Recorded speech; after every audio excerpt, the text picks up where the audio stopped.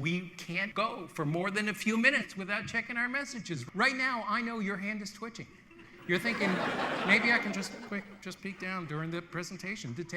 And believe me, I sympathize with you because I found out now scientists have proven they can teach a rat to learn a maze in record time by rewarding it with checking its messages. Here's what social media has done to our social skills. You've seen this, right? Two colleagues out for business lunch, and instead of speaking with each other, they're engrossed in their phones. And you know what's really sad? They're texting to each other. I know, crazy, right? They could be making a Skype video call, and then they could see each other's faces in their screens. Our days of texting may be speeding up. Do you know about this new app now? This is very exciting. You speak the message into your phone, it transcribes it into a text message, sends it to the recipient's phone, and a voice synthesizer speaks the message. Isn't that incredible? Do you know that's almost like making a phone call? I've been lampooning business and technology for over 15 years at conferences for leading companies and associations. So you can be assured that my humor will always be appropriate for savvy business audiences.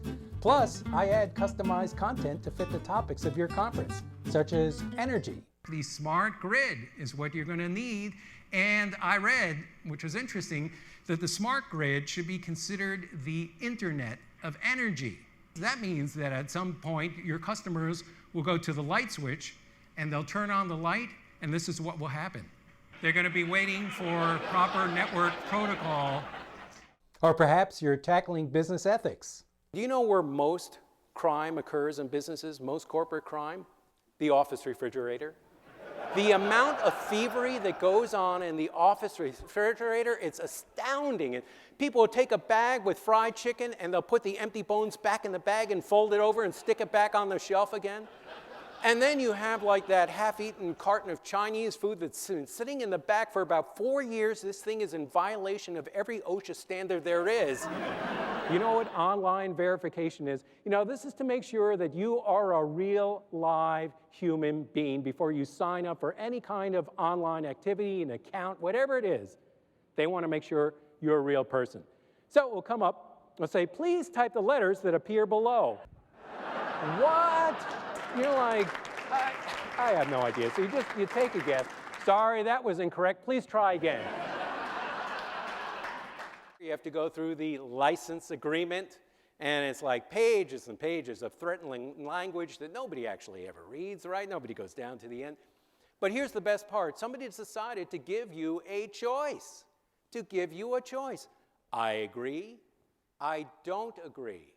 Now think about this. You've been waiting months for an upgrade on new software that you need to do some analytical modeling, let's say. Finally comes, you're excited, you get in. Are you really going to come to this and go, oh, I can't agree with that. No, I'm sorry. I'm going to have to click on I don't agree. Please don't ever do that, because it will come up and it'll say, that was an unfortunate decision. We've now infected your hard drive with a virus that is undetectable. Do you know who created PowerPoint? Seriously? Nobody knows this. It was created by the people at LensCrafters. Seriously, what better way to increase your customer base than to design a product that makes people sit in a darkened room for hours on end looking at slides that look like this? By the end of the day, you're in need for corrective vision. They could have a booth right out here. Booking travel online, that is a big time saver, isn't it? If you can go online whenever you want, you can select your flights, and you can even select your seats. And have you ever noticed that no matter what flight you book, it always seems to be the only seats available are the middle aisle, usually way in the back by the restrooms.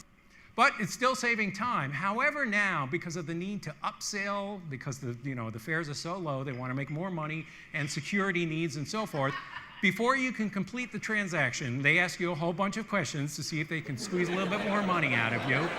So you're going through this, and finally you're like, okay, I'm done, where's my ticket? And it goes, oh, sorry, your ticket was sold while you were filling out that form.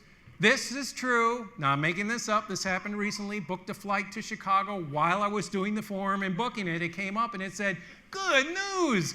And it actually said the price of your flights dropped from $384.01 to $384. I saved a penny. Thanks for watching. I'd be delighted to have the opportunity to help make your next conference a great success.